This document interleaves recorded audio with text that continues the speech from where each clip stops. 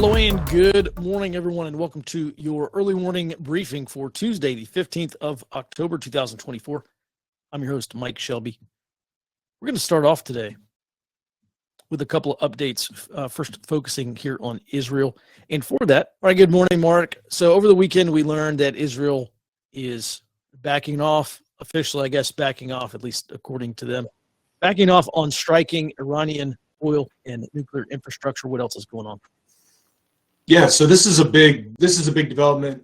Last week, Israel it was feared globally that Israel was going to be striking Iranian nuclear and oil facilities, and so this caused a major jump in oil prices. And then there was a lot of speculation that the United States would be forced to intervene. And so over the weekend, Prime Minister Netanyahu reassured Biden that he would not be striking those facilities, which caused oil prices to come down, and then also kind of assuaged fears that there would have to be a U.S. response in the lead up to the election. Yeah, I know that was a big fear for the Biden administration. And just looking at some of the bank coverage, they're talking about the possibilities of what would happen when, if Iran moved to close the Strait of Hormuz. India also was fearing that. India, I think, imports a lot of oil also from that region. All right. And we're going to stay on this topic of Israel because U.S. Army is deploying or has now deployed, I believe, one THAAD battery. That's a terminal high altitude area defense system that is an air defense system. And with more on that and some other stuff also. Jared, good morning. I guess Israel's potentially fearing another ballistic missile attack. So the United States is sending a THAAD battery over to Israel. What's going on? Yes. So the U.S. announced on Sunday that they are deploying troops and a THAAD battery to Israel to contribute to Israel's air defense. The Iranian foreign minister announced that during his trip to Oman that Iran would also no longer be sending messages to the U.S. through Oman due to specific regional circumstances. Mm-hmm. All right, so we await. Apparently, this Israeli strike is coming now, I believe, before the election. That's the latest I've seen. All right, Jared, let's also talk about Taiwan because the Naval War College published a study recently, very interesting. They say China is very likely incapable of a military invasion of Taiwan. This is at least according to the Naval War College. What are they saying? Yes. So this was a study based on the last attempt, plan to invade and conquer Taiwan, which was in World War II. This is back in 1944, immediately after the invasion of Normandy. So the planners, who were General Buckner, General Richardson, Fleet Admiral Nimitz, and Admiral Sherman, they estimated that they would need 750 to 777,000 troops to take Taiwan and its outlying territories, based on only 35,000 Japanese troops defending the island. That's a 20-to-1 ratio. For current context, China's armed forces have about 2.5 million active and reserve troops in the entirety of the PLA. That's not just ground forces. And Taiwan's armed forces have about 1.8 million active and reserve. So the 20-to-1 ratio, at least on paper, is not there. There could be some discrepancy with technology, but we'll get into that. The plan also did not account for Japanese reinforcements from the northern Philippines, which Japan owned at the time. And I think that's very important contextually here because the Philippines recently added the status quo of the Indo-Pacific to the national security strategy. That was just last year. And that's a euphemism for, hey, Taiwan does not change hands here. So all of that would be going into China's planning and further reduce the ability to actually take Taiwan. Taiwan's government also reportedly repurposed and expanded all of Japan's fortifications during the Cold War, and they left it rather nebulous for obvious reasons, saying some remain active. It could potentially be all, and they're doing a bit of deception here. Mm-hmm. All right, and of course this does not mention a timeline, or did they mention a timeline for a potential blockade here?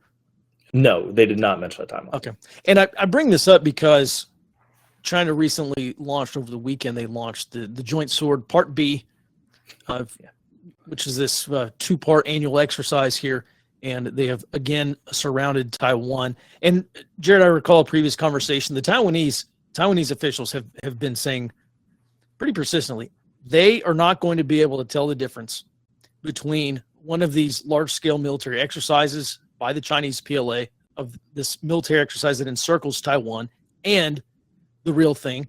And so this, people have correctly pointed out, this is establishing a baseline that is very difficult to tell any deviation from the baseline, because the baseline is a full military encirclement here.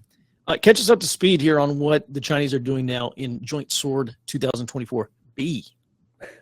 Yes. So this is a follow-up to 2024A, which was during Taiwanese President Lai's inauguration. This is in direct response to his National Day speech. This is obviously planned ahead of time. You don't just suddenly move all of these troops. They were, we kind of expected it. And again, it's B following A. It did involve the Coast Guard, so we're seeing more of the quarantine, the law enforcement quarantine method potentially being practiced here. And both exercises saw record air incursions. Just yesterday, we saw Taiwan reported 153 air incursions in a single day, which is enormous, but not meeting that 20-to-1 ratio. China, I think, is most likely attempting to undermine the Taiwanese public support for Lai by running major drills on key national holidays, because the National Day speech is directly saying, hey, it's essentially their 4th of July. Mm-hmm. And then, so we've seen A, we've seen B. One of the things we've talked about also, especially with Max on the show. By the way, Max will be back on Friday for the early morning roundtable. We're going to kick that off Friday at 10 a.m. Central Time. So if you want to see Max, hop on. One of the things that Max has pointed out over the past couple of years is China really has 2 windows of opportunity for this. One is in the spring. There's a longer one in the fall. We are moving into the fall timeline here. What's your take? The Navy's been saying 2027 for a potential trade blockade of Taiwan. Chinese President Xi Jinping has also instructed the PLA to be ready by 2027. Does this change the timeline at all? If we see a B, or we've seen a B, if we see a C, if we see a D, does that change the timeline? I don't think it does, just because the Chinese are very methodical in this. So they would want incremental steps to their ultimate goal. Mm-hmm. All right. Thanks for that. We're going to go ahead and jump into, we'll bring both of y'all back later, but we're going to jump into inside the Beltway here and bring Robert on. Lots to catch up on. All right, Robert, good morning. Let's start inside the Beltway here. The Department of Justice filed a lawsuit against the state of Virginia. I saw this exchange with Jake Tapper. The Virginia governor said, we've removed non-citizens from voter rolls, just like we have every election cycle since 2006. There's nothing illegal going on. That's not what the Biden administration is saying. What's going on? Yeah, the DOJ says that Virginia violated what they call the quiet period provision of the National Voter Registration Act. Basically, it says that Virginia removed these voters too close to the election. And I've also seen similar lawsuits. I think they filed one against Alabama as well, and Arizona, I believe. Basically just saying purging voter rolls of non-citizens was too close to the election within a 90-day period. Mm-hmm. And then moving over to D.C., the Biden administration is also, and there's been some developments on the Salt Typhoon situation. The Biden administration created what they're calling a unified coordination group between the FBI, the Office of Director of National Intelligence, and the Cybersecurity Infrastructure Security Agency. And they said they were looking into the Salt Typhoon hack of U.S. telecoms and internet service providers. And some people familiar with the investigation said that they're looking at potentially 10 or 12 different telecoms, major telecoms and ISPs in the United States that have been impacted, and that they are taking this investigation very seriously because of the national security and counterintelligence implications. And then finally, the Biden administration, some people familiar with this matter, say that they are considering a plan to cap the export of advanced artificial intelligence semiconductors on a country-specific basis. What we've seen over the last year where U.S. officials are trying to use AI chip export restrictions as leverage for diplomatic wins overseas, especially in the Middle East. But I think that there's a risk here that the U.S. starts to cede market share to Chinese advanced chips in the future, because Huawei is working on their own advanced AI development chips. And this would degrade U.S. influence over global AI development. And then... just real briefly, I saw a statement from the U.S. Trade Representative this morning who said these tariffs are being put into place in order to gain leverage for trade negotiations with China, maybe at some point during a potential Harris administration. So apparently these are coming back. Also this morning, I read this very interesting article.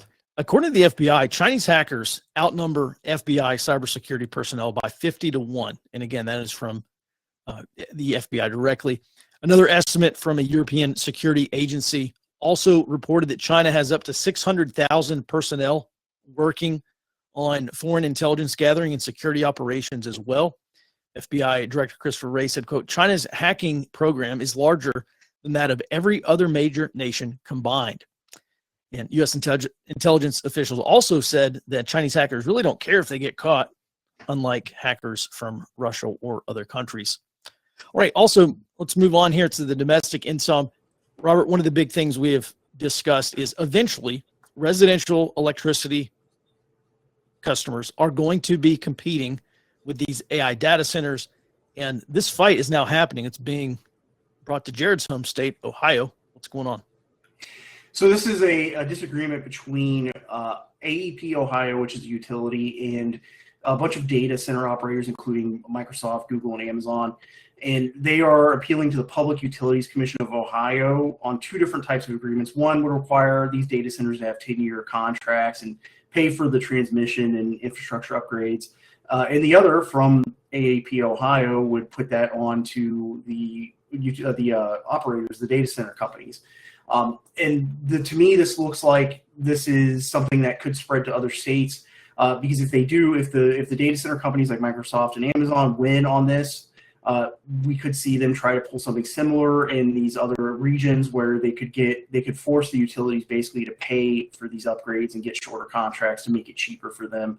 And some comments from the the Office of the Ohio Consumers Council said that this proposed agreement by Amazon, Google, and a handful of other companies would push higher prices for residential customers, because they would be effectively subsidizing this utility investment for data centers.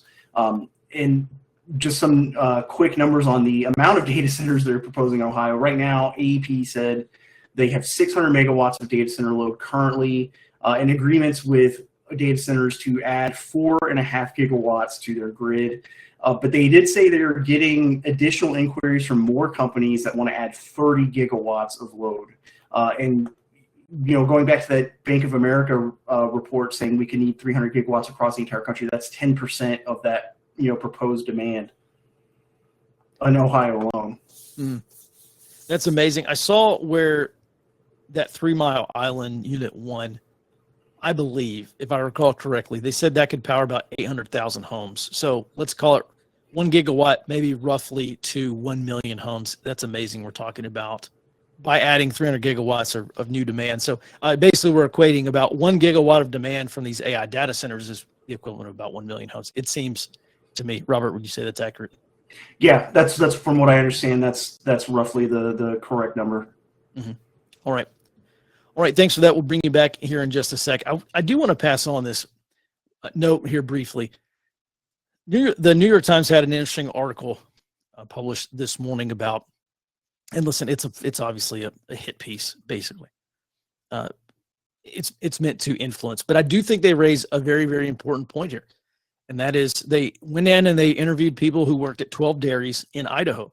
And some of these dairy operators in Idaho are warning of disruption to milk production if Trump wins and does end up following through on this mass deportation order.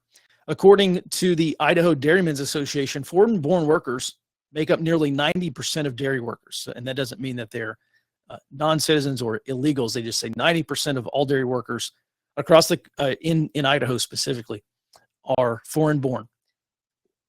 This New York Times article cited some other studies and anecdotal evidence that shows illegals make up a significant portion of these dairy workers. And a lot of this comes down to, them, quote unquote, doing the jobs that Americans want to do.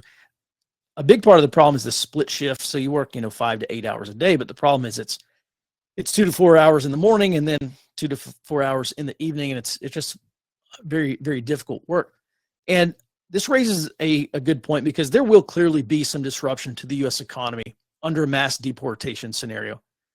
Stephen Miller, who is I'm not sure what his exact title is, but he was a senior administration official back during Trump. He's been talking about doing workplace sweeps, sending ICE and other government officials into these workplaces, checking for citizenship status, and then if arresting and deporting non-citizens.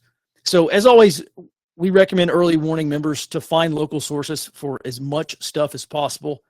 If this does end up happening and you were relying on milk, like we have a small child at home, consider stocking up on alternatives such as condensed milk or powdered milk. It's not as good as fresh milk, but do find local sources for the stuff you need, because lingering worker shortages could disrupt multiple industries. And we're specifically looking at agriculture, food processing, and the service industry as well. So like restaurants, especially. A potential Trump administration is going to need to get ahead on this and get Americans who have dropped out of the workforce back into the workforce, or the other alternative is develop a speedy legal guest worker approval process to backfill these types of lost positions, especially if this does happen swiftly. Some of these people may self-deport and they just will not show up to work the next day. Maybe maybe there will be mass arrests. But the point is, the Trump administration is going to find themselves in a very difficult position, and we are too, just as American consumers, if they do not work on a solution. Over the weekend, Senator and Vice Presidential candidate J.D. Vance, a Republican from Ohio, made the case that part of solving this employment crisis is getting the roughly 7 million American men who have dropped out of the workforce back into the workforce. Also, of note, I was reading through the most recent ABC Ipsos poll, and that shows that a majority of Americans, now 56% of Americans, support mass deportation of illegal aliens. That is up 20 points from the past 8 years. That is a very rapid shift due almost entirely to Donald Trump pushing, really just reflecting the will of most often the unheard, especially in the media. But that's a great example of Trump pushing the Overton window back to the right, up 20 points in the past 8 years. Finally, frankly, there will be some economic disruption, but left-wing protests and political violence may frankly be a far greater risk. Back from 2017 into 2020, we documented numerous protest cases of violence, violations of federal law against ICE and immigration enforcement. This was during the first Trump administration. And so this will almost certainly happen again, and it also could become far worse. As always, please do put your questions and comments into the chat. We'll bring Robert back on, and we'll roll through today's domestic roll-up. Go ahead, Robert. So moving back over to energy, there was some comments from Xcel Energy Vice President Steve Martz. He pointed out that the price of developing solar and hydrogen power generation has not fallen as fast as utility companies have expected in the last few years.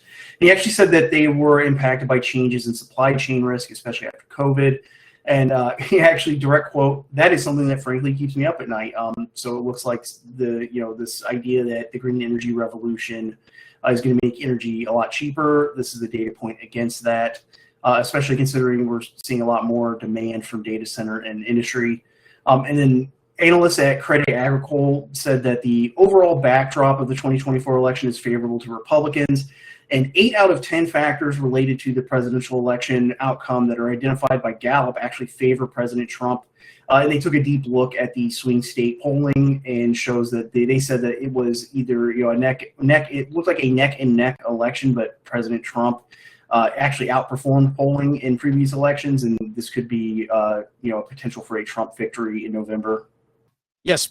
Moving on, 2 more data points here. There's a Republican strategist who was talking about how to get red states to buy more electric vehicles. He said, quote, "Unless we start getting Republicans to buy EVs, we'll never get to the numbers." And those numbers are those proposed by the Biden administration. That's according to GOP strategist Mike Murphy. I bring this up for a couple of different reasons. The Biden administration has proposed that EVs make up half of U.S. vehicle sales by 2030. There's just not enough demand. Currently, I think it's about 8% of all vehicle sales right now are EVs. And so we have 42% to make up in the next roughly 5 years or so.